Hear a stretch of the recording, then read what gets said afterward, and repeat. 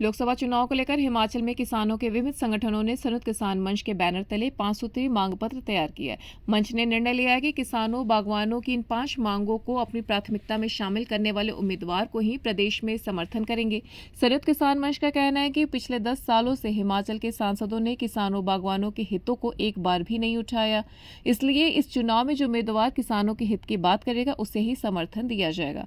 वहीं दिल्ली में किसान आंदोलन के समय किसानों पर कंगना रनौत द्वारा की टिप्पणी को लेकर किसानों ने कहा कि कंगना पहले माफी मांगे, उसके बाद वोट मांगने के लिए आए। शिमला में एक पत्रकार वार्ता को संबोधित करते हुए संयुक्त किसान मोर्चा के संयोजक हरीश चौहान ने कहा कि हिमाचल में लोकसभा चुनाव में किसान सक्रिय भूमिका निभाएगा और किसान हितों के 5 मांगों पर ही प्रत्याशियों को समर्थन दिया जाएगा। पिछले 10 वर्षों में हिमाचल से रहे सांसदों ने एक बार भी किसान हितों की बात संसद में नहीं उठाई है।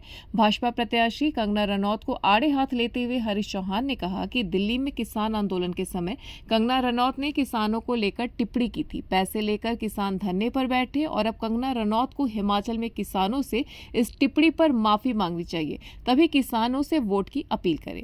मंडी लोकसभा सीट सहित प्रदेश में 70% वोटर किसान हैं, इसलिए प्रत्याशी और राजनीतिक दलों को किसान हितों को प्रमुखता देनी चाहिए। किसान हितों को उठाने वाले प्रत्याशियों का समर्थन किया जाएगा और किसान हितों को नकारने वाले प्रत्याशियों के खिलाफ प्रदेश में किसान मंच विरोध में प्रचार करेगा। News desk analyst. देखिए, सबसे पहली बात तो ये है कि अभी तो हमारा जो 5 सूत्रीय मांग पत्र है वो दोनों पार्टी के पास गया ही नहीं है। जब जाएगा तो निश्चित रूप से उसके बाद ही सारी चर्चाएं होगी और हम संयुक्त किसान मंच के जितने साथी हैं, हम ही सारी चीजों के लिए जो है हम ही नहीं तय कर सकते। हमें अपने ब्लॉक लेवल पर जाना पड़ेगा और हम निश्चित रूप से जल्दी जाने वाले हैं। वहां से हम ब्लॉक लेवल पर जाकर आम जन किसान बागवान से राय लेंगे और उस राय को इकट्ठा करके फिर आप लोगों के माध्यम से जल्दी ही एक बैठक चुनाव के बीच में करके हम अपील करेंगे अपने किसानों बागवानों के जिसका फायदा होगा। तो हमारा तो कहना, हम तो पहले भी कह चुके हैं, हो सकता है जगह जगह हम गाँव में विरोध करें, हो सकता है हम घर घर जाके पर्चे भी बांटे। कई तरह की हम बात सोचेंगे जो हमारे ब्लॉक लेवल पे बात होगी, नीचे लेवल पे जाकर पूरे प्रदेश में, तभी हम कोई निर्णय ले पाएंगे इस बात पे। निश्चित रूप से करने वाला है और करना भी चाहिए, क्योंकि 70% जो है हिमाचल प्रदेश में किसान है और हमारा हक है इसमें पार्ट लेने का। क्योंकि अगर हमारा कर्मचारी भाई जो 3 से 4% है प्रदेश का, वो दावा करता है सरकार बदलने का, तो क्या हम 70% कम्युनिटी जो है वो दावा नहीं कर सकती? निश्चित रूप से करेंगे और हमारा हक भी है और करना भी चाहिए। कैंडिडेट्स को क्या इन मांग पत्रों के आधार पर आंका जाएगा? कैसे समर्थन को आने वाले टाइम में क्या रणनीति आप? निश्चित रूप से आंका जाएगा। जैसे कि मैं पहले भी कह चुका हूँ वार्ता में कि हिमाचल का किसान पढ़ा लिखा किसान है। केरला के बाद दूसरा नंबर हिमाचल का ही तो है साक्षरता में, और हिमाचल का किसान बागवान वोटर जो है वो बहुत तेज है। वो अपना फायदा देखता है, वो भावनात्मक मुद्दों में नहीं आता, वो अपने जो है जो उसके फायदे के मुद्दे होंगे उसके ऊपर बात करता है। निश्चित रूप से जो आपका प्रश्न है कि आगे जो पार्टी हमारा जो मैनिफेस्टो 5 सूत्रीय है उसको जो लागू करने की बात करेगा, हमसे वादा करेगा, निश्चित रूप से संयुक्त किसान मंच जो है उसके लिए अपील करेगा और किसान बागवान भी हिमाचल का जो है निश्चित रूप से उसका सहयोग करेगा। उसमें देखने को मिल रहा है, जो आपका सवाल है कि भी जो प्रधानमंत्री जी ने सारे मुद्दे पहले कहे थे 10 साल में, कोई भी जो है ना खास करके किसान के हितैषी नहीं रहा है। जो अभी के तौर पर जो अभी मैनिफेस्टो कांग्रेस का आ रहा है, चाहे जीएसटी को लेकर के और रोल बैक करने की बात कर रहे हैं, और आपका जो स्वामीनाथन कमीशन की इसको लेकर जो हमारी मांगे वो जो है इसके अंदर उसको पूरा करने की बात कर रहे हैं, तो स्वाभाविक तौर पर मुद्दों के आधार पर जो है ना हम कर रहे हैं। और ये भारतीय जनता पार्टी राज्य स्तर पर भी देश के स्तर पर टेस्टेड है। और क्या नाम आपका जो कांग्रेस ने इंडिया का जो मैनिफेस्टो आया है ज्वाइंट रूप से, वो जो है किसान हितैषी है, बाकी उसके ऊपर खरी उतरती है, तो हम ये उम्मीद करते हैं। तो इसलिए हमें मुद्दों के आधार पर जो है ना समर्थन देना बनता है। आपसे ये जानना चाहेंगे, आप कंगना रनौत जो मंडी से बीजेपी की प्रत्याशी है उनका विरोध कर रहे हैं, क्या वजह है?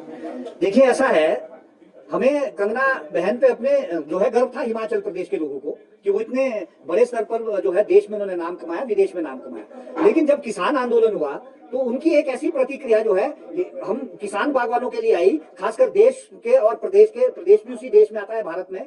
उन्होंने किसान बागवान के प्रति जो है विरोध में प्रतिक्रिया की है और उसका हम पूरी तरह से विरोध करते हैं। मैं आप सबके चैनल के माध्यम से कहना चाहता हूं कि जो आपकी उस वक्त की प्रतिक्रिया थी उसके लिए सबसे पहले आप प्रदेश में माफी मांगिए, क्योंकि आज आप जो है चुनाव लड़ रही है तो पहले तो सबसे पहले प्रदेश के साथ साथ देश के किसानों बागवानों से माफी मांगिए, तभी हिमाचल प्रदेश का किसान बागवान आपका जो है किसान बागवान माफी दे सकता है, क्योंकि किसान बागवान जो है वो जो है उदार दिल का होता है, मेरा ये कहना है। और जब तक वो माफी नहीं मांगती तो निश्चित रूप से उनका विरोध रहेगा। बयान क्या किस तरह की बयान थी? उनका बयान ये था कि भाई जितने ये किसान बागवान यहाँ बैठे हैं उस पे दिल्ली में बैठे हैं आंदोलन पे, ये जो है इनमें कुछ किसान बागवान जो है वो खरीद फरोख्त करके यहाँ पर लाए गए हैं, या उनको जो है यहाँ पर जो है पैसे के जोर पे यहाँ पे लाया गया है। तो किसान बागवान तो अन्नदाता अपनी लड़ाई लड़ रहा था, जिस लड़ाई को 3 कानून जो भारत सरकार ने लाए थे, जिसको आदरणीय प्रधानमंत्री मोदी ने बाद में उसको वापस भी किया, उन माफी मांगते हुए वापस किया उन किसान कानूनों को, काले कानूनों को। तो उसके एवज में जो है कंगना बहन ने, जो कंगना बहन जी हमारे मंडी से चुनाव लड़ रही है,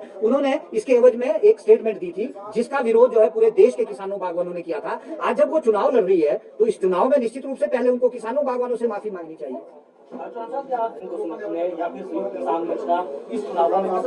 देखिए ऐसा है, विक्रमादित्य जो है संयुक्त किसान मंच के जो है वो साथी रहे हैं। आपको पता है कि पहला जो सम्मेलन यहाँ पर हुआ था संयुक्त किसान मंच का, विक्रमादित्य सिंह उसमें एज ए बागवान के नाते उसमें सदस्य बने हमारे साथ। जब वो संयुक्त किसान मंच के सदस्य है तो निश्चित रूप से हमारी उनका सहयोग बनता है, लेकिन हमारा कंगना जी का भी विरोध नहीं है। कंगना जी का विरोध तो उनकी जो बड़बोली जो उनका वक्तव्य आता है उसकी वजह से जो किसानों बागवानों के लिए उन्होंने किया है। साथ में जो है नीतियां भारतीय जनता पार्टी की रही है, आयात शुल्क को पिछले 10 साल में भी बढ़ाया गया। जो हमारा खासकर जो जीएसटी है उसको जो हम मांग कर रहे थे कि जीएसटी को एग्जम्प्ट कर दिया जाए, वो नहीं किया गया। कर्जा माफी नहीं हुई। तो निश्चित रूप से जो अगर वो भाजपा से चुनाव लड़ रही है तो हमारी जो बातें नहीं मानी गई तो उस बात के विरोध में जो है वो भाजपा का विरोध तो अपने आप ही बनता है। जब उन्होंने किसान बागवान के लिए कुछ नहीं किया, केवल सम्मान निधि दी गई कि किसान बागवान सम्मान निधि जो दी गई है वो तो मात्र 6,000 रुपए दी जाती है, लेकिन एक खाद का कट्टा जो पोटाश का हमारा 650 का आता था वो 1700 रुपए बिकता है। यानी कि मेरे ऑर्चर्ड में अगर 20 कट्टे खाद के लगते हैं तो उसमें तो हजारों रुपए कई गुना मेरे जाते हैं। यानी कान इधर से पकड़ो उधर से पकड़ो, उससे कोई फायदा नहीं है, लेकिन मेरी वसूली जो है वो कई गुना इस सरकार ने की। इसलिए हम निश्चित रूप से विरोध करेंगे। और जिस दिन ये वादा हमारे से करते हैं कि हम ये सारी बातें मानते हैं तो निश्चित रूप से हम उसके उस पार्टी के फेवर में भी संयुक्त किसान मंच अपील कर सकता है। लेकिन जो आज की परिस्थिति है उसके हिसाब से जो है भाजपा जो है हम किसानों बागवानों की विरोधी जो है देखने में आ रही है। हम जो फीडबैक ले रहे हैं पूरे प्रदेश में किसानों बागवानों से, तो उसमें तो किसान बागवान विरोधी जो है ये मानी जा रही है। आगामी लोकसभा चुनाव के लिए